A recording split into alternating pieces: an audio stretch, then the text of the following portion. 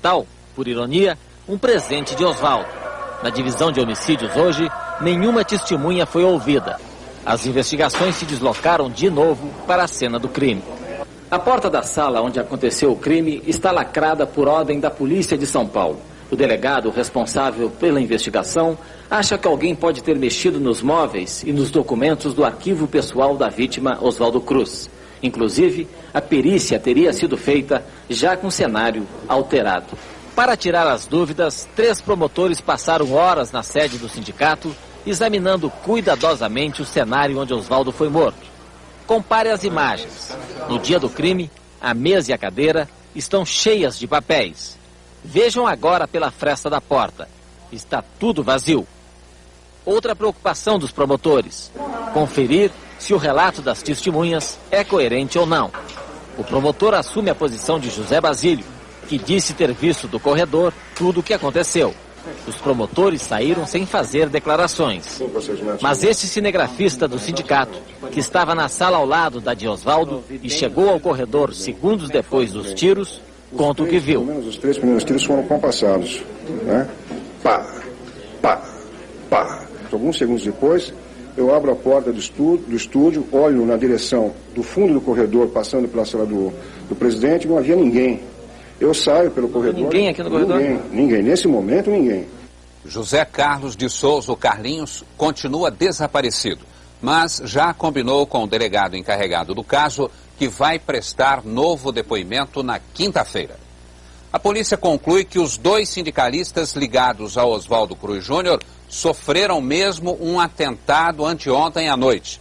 A reconstituição foi feita hoje na cidade de Mauá, na Grande São Paulo.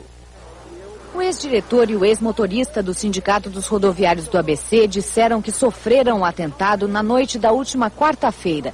Eles iam buscar cobertores para uma madrugada de vigília no sindicato, quando o carro em que viajavam foi atingido por 3 tiros disparados por 2 homens num Passat branco. A falta de testemunhas e a trajetória das balas deixaram a polícia em dúvida.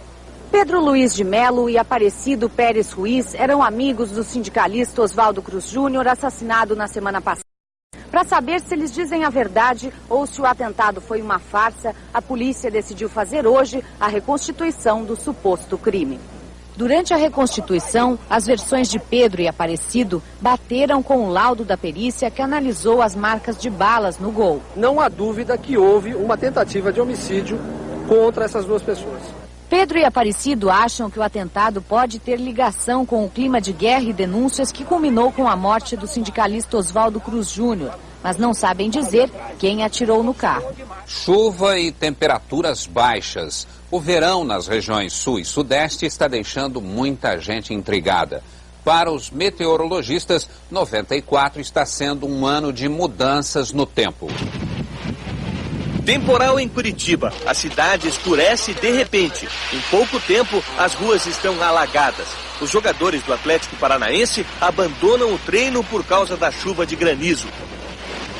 Em Minas Gerais, chove há mais de 20 dias. Nesta rua de Belo Horizonte, a correnteza arrasta tudo. Esta fábrica perde 5.000 pares de sapatos na enchente. No Rio, um dia típico de inverno, com neblina, vento, chuva e praias desertas. Em pleno mês de janeiro, os termômetros marcaram 16 graus. Os cientistas explicam que não se trata de uma reviravolta no clima da Terra. O motivo desse verdadeiro samba do crioulo doido no verão brasileiro é uma rara coincidência de fenômenos da natureza. O país está sendo invadido por várias frentes frias que provocam baixas temperaturas nos estados do sul e estacionam sobre a região sudeste por até 7 dias seguidos, deixando o céu encoberto a maior parte do tempo. Más notícias para quem está em férias, boas novas para quem vive o drama da seca. Depois de 3 anos a todo vapor, o El Niño, fenômeno que provoca a seca no Nordeste, está enfraquecendo, o que pode ser uma esperança de chuva no sertão nordestino. O El Niño está em declínio no Oceano Pacífico e isso significa uma estação chuvosa melhor para a região seca do Nordeste. E a previsão para este sábado é de que a área atingida pela chuva diminua um pouco e o sol apareça em boa parte do Brasil. Junto com as áreas de instabilidade tropical, a frente fria continua provocando chuva o dia inteiro na que vai do Amapá até o Rio de Janeiro e onde está também Minas Gerais. Nas áreas listradas, manhã de sol, mas por causa do calor deve chover à tarde. No extremo sul, o dia amanhece com nevoeiro e depois o sol aparece. A temperatura não sobe muito no Rio de Janeiro. A mínima deve ser de 17 graus e a máxima chega a 24 graus. Em Brasília, máxima de 23 graus. 27 em São Paulo e em Belo Horizonte. 31 graus em Florianópolis e 32 em Salvador. As delícias do verão estão no Globo Repórter desta noite. Pernambuco, recorde de turistas europeus. Rio Grande do Norte, aventura nas dunas. Ceará, o maior parque aquático do país. Santa Catarina, terra de argentinos. São Paulo, o jeito urbano de ir à praia. Búzios, a Babel do turismo. Rio de Janeiro, o verão da barriga de fora. Salvador, calor e magia. Linha Verde, rumo às praias desertas da Bahia. Porto Seguro, onde o Brasil foi descoberto, o ponto mais quente do verão. O Globo Repórter vai ao ar logo depois da novela Fera Ferida. A seguir, as escolas de Belo Horizonte inovam e aceitam a matrícula pelo correio. E o caso da patinadora choca os Estados Unidos.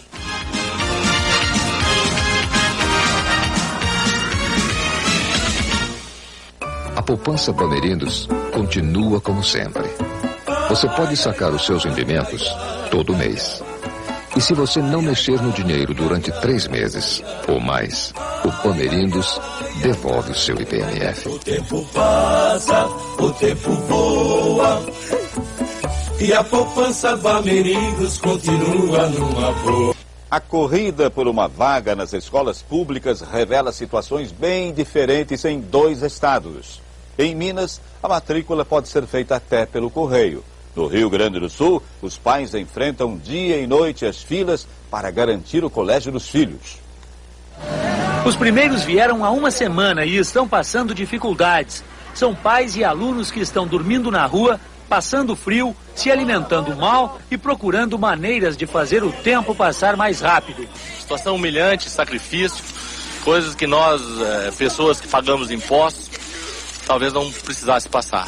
No Rio Grande do Sul, foi implantado o chamado calendário rotativo, que estabelece 3 períodos letivos no mesmo ano. A Secretaria de Educação diz que há vagas para todos, mas como os pais preferem as melhores escolas e o período normal de aulas no inverno e férias no verão, acontecem as filas. Hoje, nesta escola, havia mais de 700 pessoas na fila e elas vão ficar aqui até segunda-feira, o dia da matrícula. Mas em Belo Horizonte, este problema não acontece, porque foi encontrada uma forma criativa para fazer a matrícula nas escolas. O prédio onde funciona o Serviço de Processamento de Dados de Belo Horizonte teve um papel importante na distribuição de quase 30 mil vagas para a primeira série. Todos os bairros foram mapeados. Os pontos azuis indicam as escolas e os pontos brancos os endereços dos alunos. Os dados conseguidos no cadastro dos Correios foram cruzados e nenhuma criança vai estudar a uma distância maior que 1 quilômetro de casa. Dona Rosário é uma das mães que fez o cadastro escolar nos Correios. Ela conseguiu uma vaga para a filha Raquel de 7 anos na primeira série e numa escola perto de casa.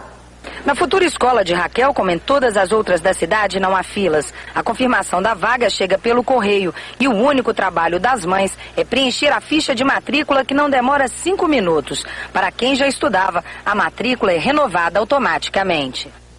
O advogado de Paulo César Farias entrou hoje com recurso contra a condenação de PC a 4 anos de prisão por sonegação fiscal. Na Borbulhões alega que o juiz deixou de apreciar provas e ignorou os argumentos da defesa. O superintendente da Polícia Federal no Rio de Janeiro, Edson de Oliveira, deixou o cargo de chefe da Interpol no Brasil. O delegado alegou cansaço por estar acumulando funções. Ele está de férias viajando com a família. O substituto do delegado Edson de Oliveira na chefia da Interpol no Brasil será o delegado Moisés Lima da Silva, de Brasília. A polícia americana esclarece em menos de uma semana a agressão à patinadora Nancy Kerrigan. Hoje foram feitas as 2 primeiras prisões no caso, que envolve violência e rivalidade no milionário mundo do esporte. O guarda-costas Sean Eckert foi preso ontem à noite em Portland, no estado de Oregon. Ele trabalhava para a patinadora Tonya Harding. Tonya diz que sofreu ameaças de morte e por isso andava sempre com um guarda-costas. Meia hora mais tarde, outro suspeito preso. É Derek Smith, também acusado de participar do complô para agredir Nancy Kerrigan. Todo mundo achava que Kerrigan ia ganhar a medalha de ouro nas Olimpíadas de Inverno no mês que vem na Noruega. E a polícia ainda está procurando outro homem, Shane Stunt. Foi ele quem usou este bastão para tingir o joelho de Kerrigan. Ele estava desaparecido, mas o provável mandante do crime ainda está solto. É Jeff Gilloley, o marido de Tonya Harding. Tonya, ela própria, já confessou que morre de inveja de Nancy Kerrigan. E disse que durante as Olimpíadas ia provar quem é a patinadora número 1 dos Estados Unidos. Tonya é agressiva e gosta de apelar nas competições. Ela já parou de patinar no meio de uma prova para reclamar que a lâmina da bota estava solta. Uma desculpa, só porque não estava indo muito bem na competição. O estilo de Tonya ficou mais conhecido pela força do que pela qualidade artística e pela competitividade.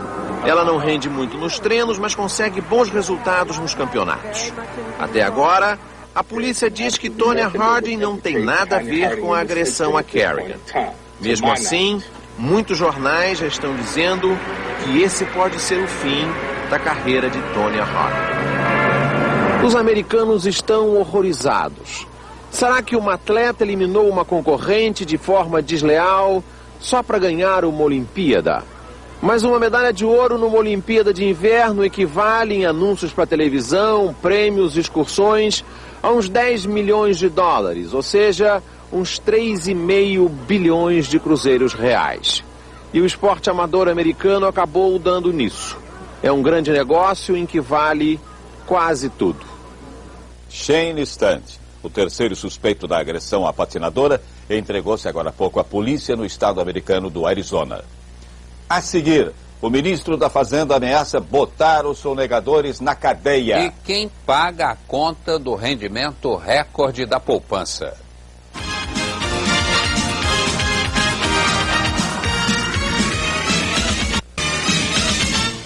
O ministro da Fazenda, Fernando Henrique Cardoso, volta a pedir cadeia para os sonegadores. O ministro teve hoje a primeira reunião com o novo líder do governo na Câmara. O ministro da Fazenda se encontrou pela manhã com o novo líder do governo na Câmara, deputado Luiz Carlos Santos. No café da manhã, o ministro pediu que a primeira tarefa dele na Câmara trabalhar para a aprovação do plano econômico do governo. No início da tarde, o ministro Fernando Henrique Cardoso veio a Goiânia. O primeiro compromisso dele aqui foi o de assistir à assinatura de novos filiados do PSDB em Goiás. Muita gente aplaudiu quando os políticos trataram o ministro como candidato do partido à presidência da República. Mas foi o encontro com os empresários a parte mais esperada desta visita. Na chegada, o ministro foi saudado por moradores. No encontro, os empresários reclamaram do excesso de impostos e falaram que querem o ministro da Fazenda como aliado. E ouviram como resposta que o governo federal já fez a sua parte. Pela primeira vez, o governo corta de si e pede muito menos à sociedade. O ministro Fernando Henrique Cardoso criticou mais uma vez os empresários que estão abusando do aumento de preços. Segundo ele, não existe justificativa para isso. E na saída, o ministro disse que o próximo alvo do governo serão os empresários sonegadores. Aqueles que retiverem recurso que é do trabalhador e que ao invés de pagar o imposto que o trabalhador já pagou, guardar para ele, vai para a cadeia. O ministro Fernando Henrique Cardoso faz na semana que vem em Brasília uma série de reuniões com governadores, prefeitos e líderes partidários para negociar o plano econômico. O ministro também tem cobranças para fazer. Joelmir Betting. O ministro vai cobrar austeridade orçamentária também de estados e prefeituras, e é muito justo. Afinal, quem faz parte do problema vai ter de fazer parte da solução. E a solução até agora não saiu. O ajuste era do tamanho de 22 bilhões de dólares, mas nestas negociações de janeiro já caiu para 18 bilhões. Corte menor nos gastos, aumento menor nos impostos. Tudo indica que essa diferença aí de 4 bilhões vai ter de ser arrancada dos sonegadores. Já saiu a medida provisória que estabelece a prisão de sonegadores. E vai sair nos próximos dias uma primeira lista de 128 empresas relapsas, cujos responsáveis vão ter de acertar contas não apenas com a Receita Federal, também com a Polícia Federal. Muita gente depositou dinheiro na poupança para aproveitar o rendimento recorde. Mas agora, estes investidores estão descobrindo nos preços que é o consumidor quem paga a conta da poupança alta. Quem usar o limite do cheque especial ou atrasar o pagamento do cartão de crédito vai pagar juros que variam de 55% a 60% ao mês. As taxas de juros espantaram os clientes das financeiras, que estão cobrando 62% ao mês por um empréstimo. Se eu tiver com alguma coisa para pagar e não tiver onde pegar, o jeito é vir aqui, né? Compras com cartão no supermercado? Só para quem puder pagar 50% a mais. No comércio, o desconto à vista é a medida dos juros, que aparecem bem nas compras a prazo. Quem tinha 200 mil cruzeiros reais, por exemplo, para comprar um jogo de sofá igual a esse, depositou o dinheiro na poupança e resolveu fazer a compra a prazo, fez um mau negócio. É que enquanto o rendimento da poupança chegou a 50%, o juro cobrado pelas lojas para a venda a 30 dias é de 58%. Isso significa que daqui a um mês a pessoa vai ter 300 mil cruzeiros reais na poupança, mas vai precisar de 316 mil para pagar o sofá. As altas taxas da TR atingem também 150 mil pessoas que compraram a casa própria pelo sistema financeiro de habitação. A prestação e o saldo da dívida são corrigidos pela TR. O curioso é que os juros estão por trás até de algumas promoções. Esta loja de carros está vendendo em 9 prestações, cobrando a TR mais o imposto sobre operações financeiras. Quase o mesmo que o rendimento da poupança. Os juros são pagos pela própria loja, que quer fugir de outros juros. Manter o veículo em estoque, nós também pagamos juro, a montadora. Então é preferível girar rapidamente os estoques do que ficar com ele em casa pagando juro.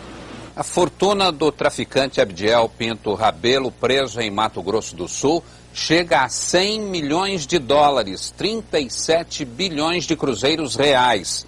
Um levantamento feito pela polícia constatou que o traficante é dono de aviões, fazendas, carros e até edifícios em Rondônia, além de imóveis em São Paulo. A Procuradoria da República de Mato Grosso do Sul decretou o sequestro dos bens do traficante. Abdiel Rabelo está condenado a 20 anos de cadeia.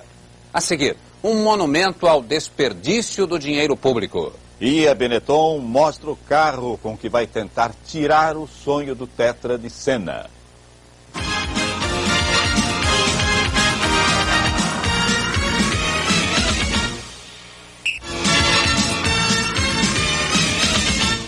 Dinheiro jogado fora em Mato Grosso do Sul. Armazéns para guarda de alimentos construídos a preços superfaturados estão abandonados. O prejuízo é de quase 10 bilhões de cruzeiros reais.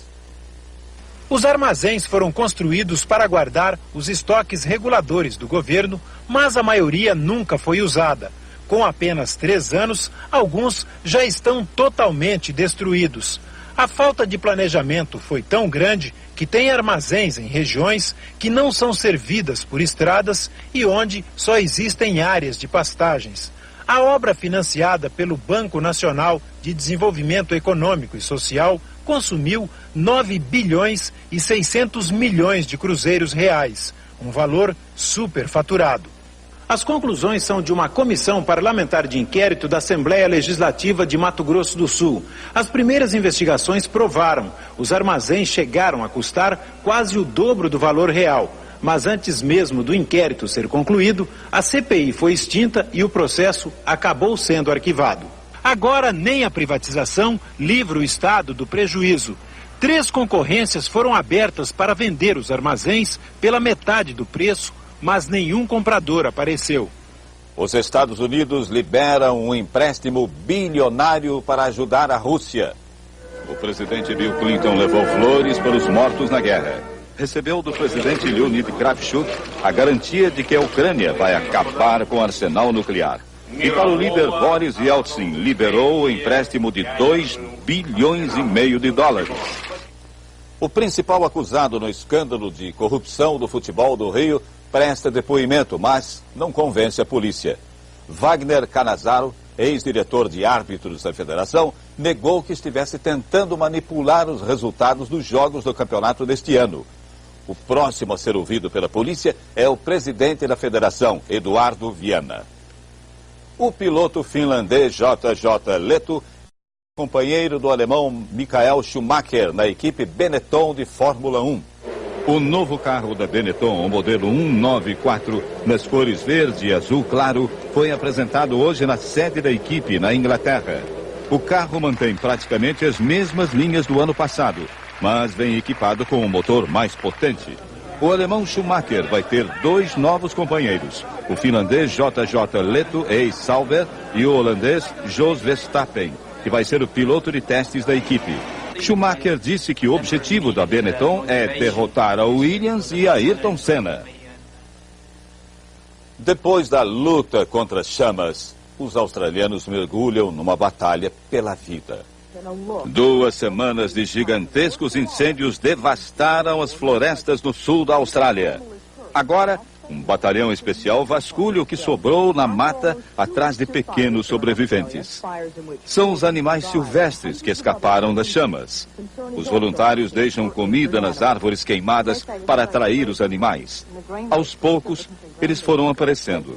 Até um abrigo especial foi montado para reunir os órfãos da floresta. Hoje, a nova família já tem ursinhos koala, pássaros raros, pinguins e a grande atração, 2 filhotes de uma espécie de gambá. Para eles, a vida recomeça agora no bico de uma minúscula mamadeira. Boa noite. Boa noite.